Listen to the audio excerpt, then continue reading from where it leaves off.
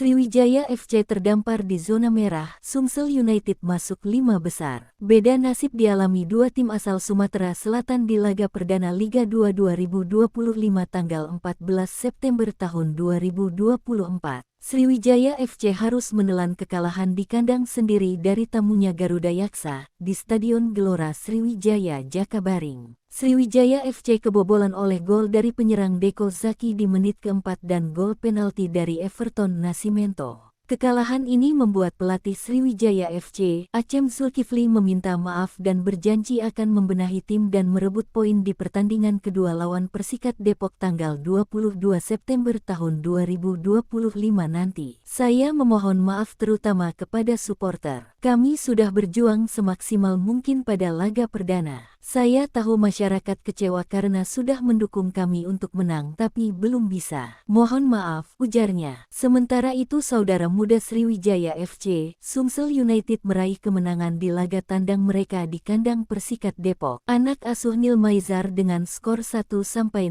Gol Sumsel United dicetak oleh pemain belakangnya Kurniawan Karman di menit ke-63. Nil Maizar mengucapkan syukur atas kemenangan di laga tandang ini. Kuncinya adalah kebersamaan. Pemain kita punya kekompakan luar biasa, baik di dalam maupun luar lapangan. Mereka sudah satu hati. Tidak ada yang merasa lebih hebat dari yang lain, semua sama pentingnya, ujar mantan arsitek tim nasional Indonesia itu. Namun, Nil Maizar tetap mengingatkan skuadnya agar tidak larut dalam euforia. Baginya, perjalanan di Pegadaian Championship masih panjang dan penuh tantangan. Dengan kemenangan ini Sumsel United berada di posisi 5 besar dengan 3 poin, sementara Sriwijaya FC terbenam di zona merah dengan poin 0, akibat kalah dengan skor 0-2, terbenam di